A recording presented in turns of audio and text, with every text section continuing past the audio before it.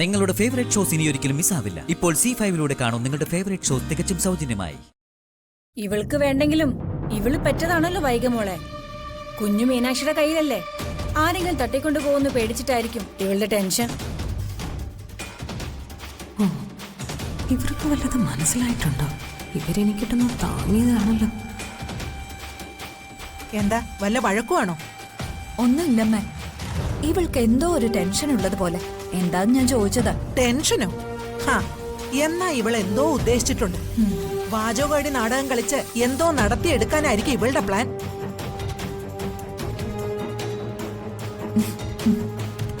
വിഷം അടിച്ചാലേ എല്ലായ്പ്പോഴും രക്ഷപ്പെട്ടൊന്നും വരില്ല. അത് ഓർത്താ നല്ലത്.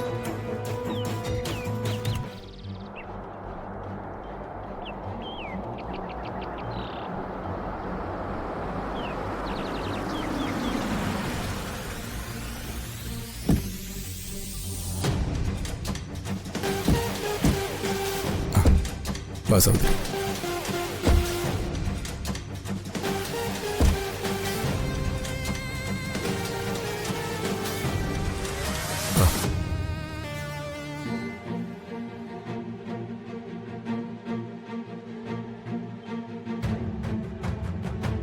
എന്തായി പോയ കാര്യം? അമ്മേ, മൂസ ഹാജിയെ കണ്ടു.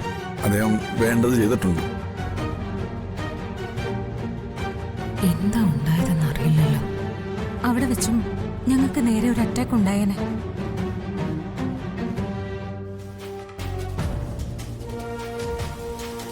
തക്ക സമയത്ത് പോലീസ് വന്നതുകൊണ്ട് ഞങ്ങൾ രക്ഷപ്പെട്ടു. അയ്യോ,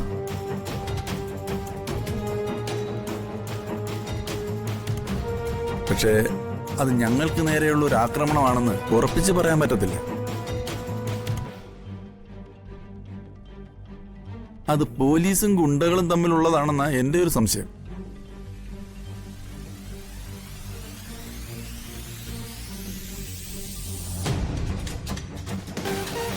മൂസ ഹാജി ശ്രമിച്ചിട്ടും സാവിത്രിയിൽ നിന്ന് ആ ബാധ പോയതായി തോന്നുന്നില്ലല്ലോ. ആ അതെ, സാവിത്രിച്ചിക്ക് ഒരു കുറവും തോന്നുന്നില്ല. ആ അതെ, നമുക്ക് ഏതെങ്കിലും മന്ത്രവാദിയെ വിളിപ്പിച്ചാലോ? എന്താണ് ഉണ്ടായെന്ന് അറിയാലോ. ബാധ ഒഴിപ്പിക്കുകയും ചെയ്യും. ആ അങ്ങനെയാണെങ്കിൽ അമ്മേ, ഞങ്ങളുടെ അടുത്തൊരു മന്ത്രവാദിയുണ്ട്. ചുട്ട കോഴിയെയും വേവിച്ച താറാവിനെയും പറപ്പിക്കും. പേര് കുട്ടാടൻ പൂശാരി. ചുട്ട കോഴിയൊക്കെ പറപ്പിക്കുന്നവൻ വന്ന് എന്നെ ഇവിടുന്ന് പറപ്പിക്കൂ. കുട്ടാടൻ പൂശാരിയെയും കുട്ടനാടൻ കുട്ടപ്പനെയൊന്നും വേണ്ട.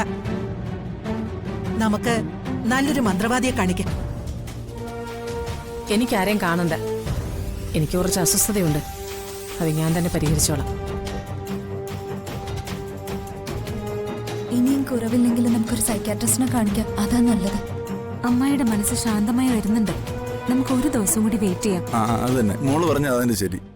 ഇന്നൊരു ദിവസം കൂടെ ഇങ്ങനെ പോട്ടാമേ. കുറഞ്ഞില്ലെങ്കിൽ നമുക്ക് നാളെ നന്ദിനി എടുത്ത് പറഞ്ഞ പോലെ ചെയ്യാം.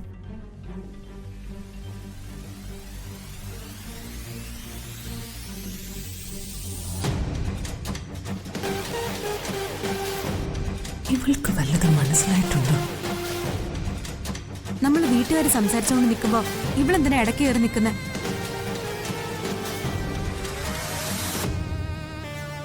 എത്ര ചീത്ത കേട്ടാലും തൃപ്തി വരാത്തവരോട് എന്തു പറയാനാ മോളെ?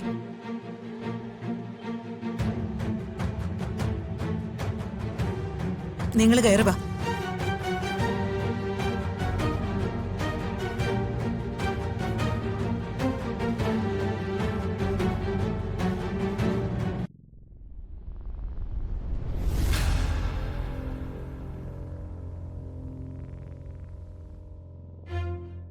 കാർത്തിക് എന്റെ ശബ്ദം മനസ്സിലാക്കിയിട്ടുണ്ടാവോ? മനസ്സിലാക്കിയിട്ടുണ്ടെങ്കിൽ പിന്നെ ഇവിടെ ജീവിക്കണ്ടോ? എന്താ ഇങ്ങനെ തുറച്ചു നോക്കുന്നത്? ഞാനേ നിന്റെ സൗന്ദര്യം ആസ്വദിച്ചതാ. ഓ, അപ്പൊ എന്റെ സൗന്ദര്യത്തിൽ അസൂയുണ്ടല്ലേ? മീനാക്ഷി, എന്താ ഏട്ടാ? നിനക്കും അമ്മയ്ക്കൊന്നും ഒരു അപകടം ഉണ്ടായില്ലല്ലോ? ഇല്ല. ആ മൂസ ഹാജിയുടെ വീടിന്റെ അടുത്ത് ചെന്നപ്പോ കുറെ പേരെ പോലീസ് ഇട്ട് ഓടിക്കുന്നത് കണ്ടു. അത് ഗുണ്ടകളായിരുന്നു. അയ്യോ,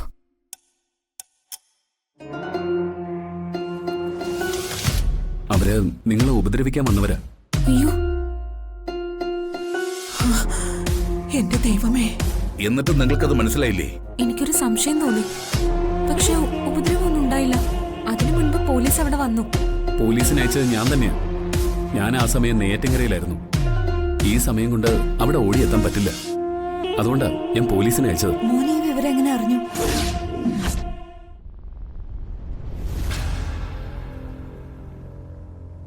അതാ ദൈവമേ എന്റെ സംശയം. നിങ്ങളെ ആക്രമിക്കാൻ പോവാണെന്ന് ആരോ എന്നെ ഫോൺ ചെയ്ത് അറിയിച്ചു.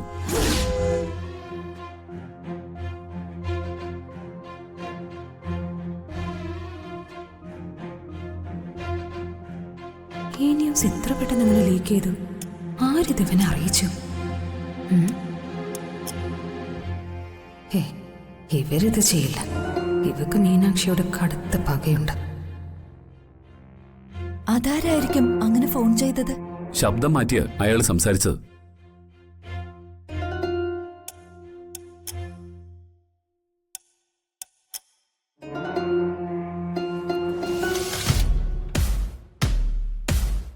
ഏതായാലും എന്റെ മീനാക്ഷിക്കും കുഞ്ഞിനും അമ്മയ്ക്കും അച്ഛനൊന്നും ഒന്നും പറ്റിയില്ലല്ലോ. ഇങ്ങനെ തുടർച്ചയായി നമ്മളെ ഉപദ്രവിക്കാൻ വരുന്നവരാരാ? അവരെ ഒന്ന് കണ്ടുപിടിക്കണമല്ലോ കാർത്തി. മോനെ കാർത്തി, ഇതങ്ങനെ വിട്ടാൻ പറ്റില്ല. ഇതിന്റെ പിന്നില് മറ്റാരും ആയിരിക്കില്ല മുത്തച്ഛ. നമ്മുടെ മുഖ്യ ശത്രുക്കൾ ഇപ്പോ 2 പേരാ.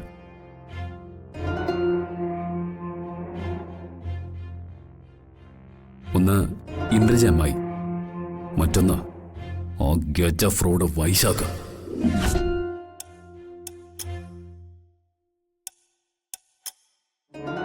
ഇനി നമ്മുടെ നിത്യശത്രുക്കൾ തമ്മിൽ ഒരുമിച്ചിട്ടുണ്ടോ എന്ന് എനിക്ക് സംശയമുണ്ട്. എനിക്ക് വേറെ പല സംശയങ്ങളും ഉണ്ടിപ്പോ. അമ്മയുടെ സംശയങ്ങളൊന്നും അങ്ങനെ തെറ്റാറില്ല. സംശയങ്ങൾ എന്തെങ്കിലും ഉണ്ടെങ്കിൽ കാർത്തിയോട് പറഞ്ഞൂടെ മോളെ? അവൻ നിന്റെ മകൻ മാത്രമല്ല, പോലീസുകാരനും കൂടിയാ.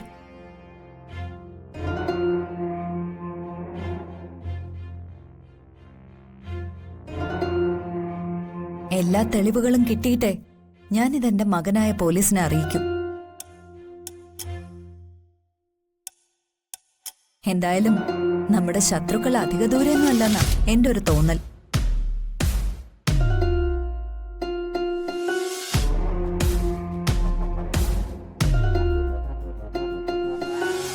മീനാക്ഷി, എന്നെ അറിയിക്കാതെ എന്റെ മീനാക്ഷി എവിടെയും പോകരുത്.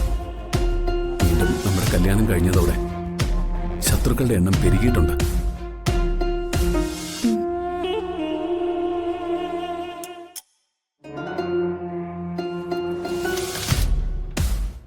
ഇവൻ ഇവൾക്കും കുഞ്ഞിനും വലിയൊരു കാവലാണല്ലോ, വലിയൊരു മതില് പോലെ.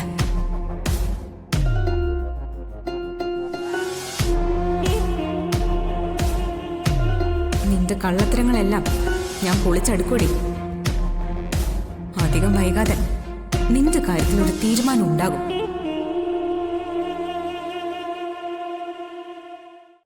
ഡൗൺലോഡ് ചെയ്യൂ C5 ആപ്പ്. കാണൂ എല്ലാ എപ്പിസോഡുകളും സൗജന്യമായി.